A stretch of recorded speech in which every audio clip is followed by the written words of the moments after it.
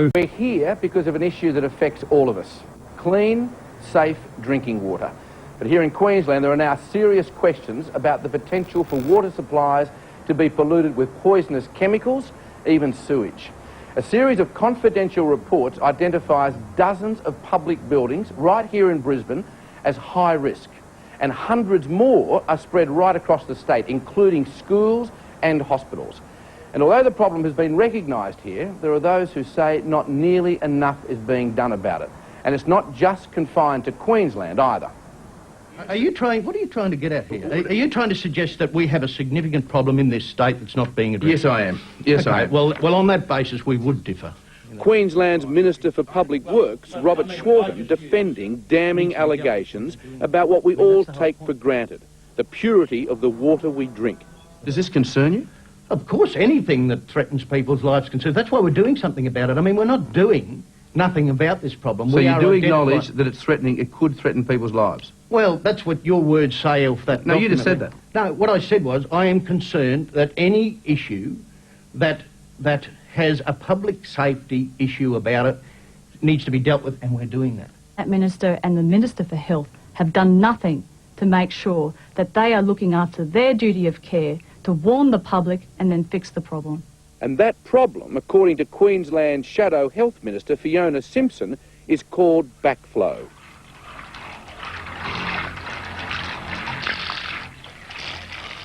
Now, the way it works is that if you're using a running hose similar to this on the ground or in the gutter, and there's a sudden drop in water pressure, whatever contaminants are on the ground or in the gutter or on the factory floor can be sucked back up the hose and directly into your drinking water supply.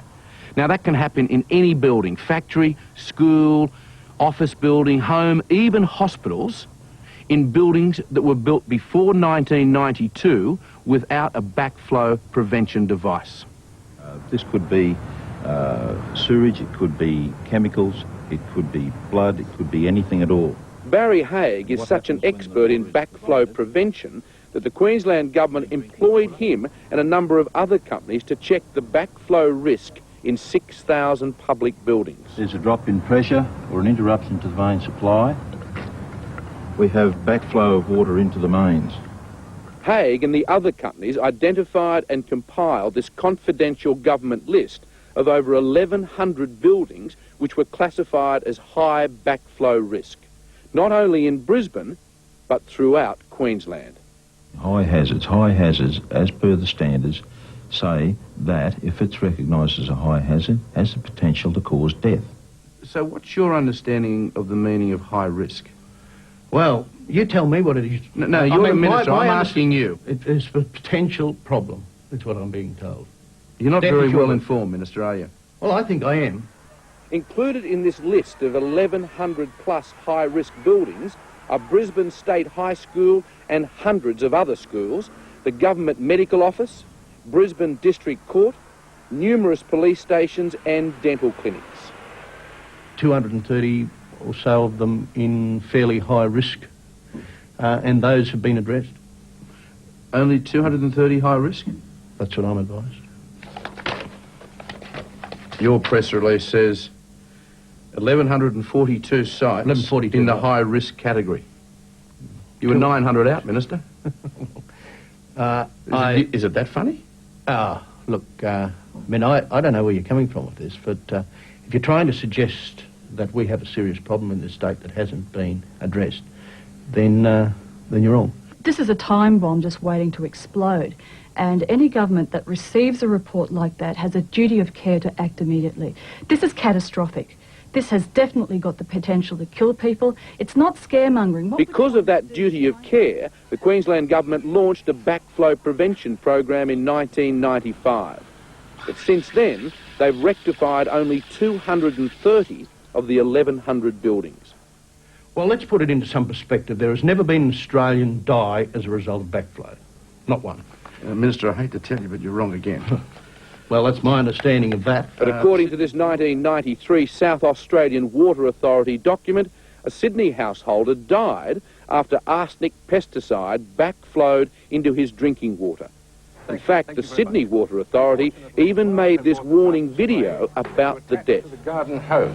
Everything was working just fine until an old water pipe down the road burst. The pressure in the main dropped, and some of the arsenic siphoned back through the hose into Clive's tap. When the water came back on, he took that fatal drink.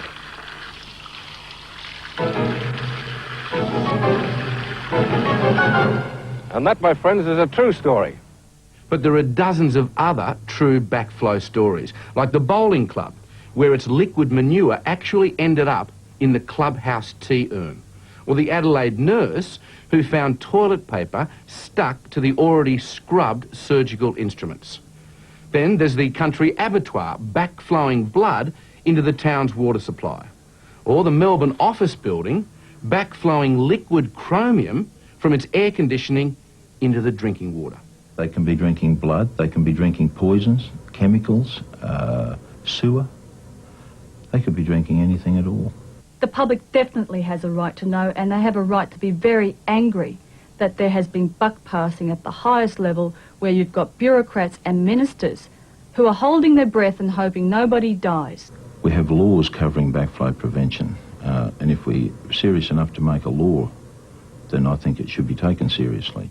One of the most disturbing aspects of the backflow report are the 700 schools across Queensland which are still classified as having high backflow risk. This is a matter of priority. What has been done? I mean, you tell me what the high risk What is. has been done? Well, what would have been done is that there What would have been... would have been done, or what has been done? Well, what has been done, I mean, you seem hell-bent on these semantics. It's very frightening to think that sort of, those high hazards exist in those schools where there are a lot of young children. If there are over 1,100 high backflow risk buildings in Queensland, then there could be thousands more around the nation. We know Queensland has a problem. That's indisputable. But there is a question for the rest of the Australian states as far as who is independently checking your systems. When the Public Works Department realised what a huge problem it had on its hands, the Health Department then started checking its own 430 buildings. And guess what? The first two hospitals chosen at random, Gympie and Redcliffe, were both classified as having high-risk backflow problems. In fact, we have another document here which lists the problems with Gympie. The morgue is a high risk, the operating theatre is a high risk, the X-ray room is a high risk, and the pathology lab is a high risk. Let's look at Redcliffe. Redcliffe's operating theatre is high risk, its pathology lab is high risk, and so is its X-ray rooms. Now, these two hospitals, nothing's been done. Nothing. That's not true. I mean, But according to Australian standards, when any backflow risk is identified, it must be reported to the water utility responsible. In the case of these hospitals, it's the local councils. However, the Mayor of Gympie, Mick Bernardos, knew nothing about it until a current affair told him. This is something you can't fool around with.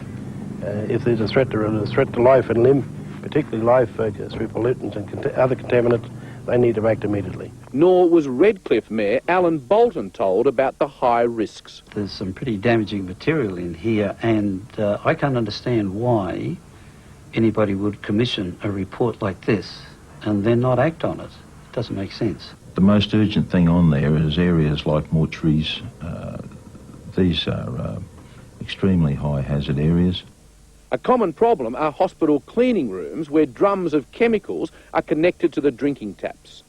Even hoses on morgue floors could suck up blood or any other bodily fluids. Then yes, you could be drinking blood, perhaps even those doctors that are performing the autopsy. They could go and wash their hands and have a drink at the basin or sink, and they could be drinking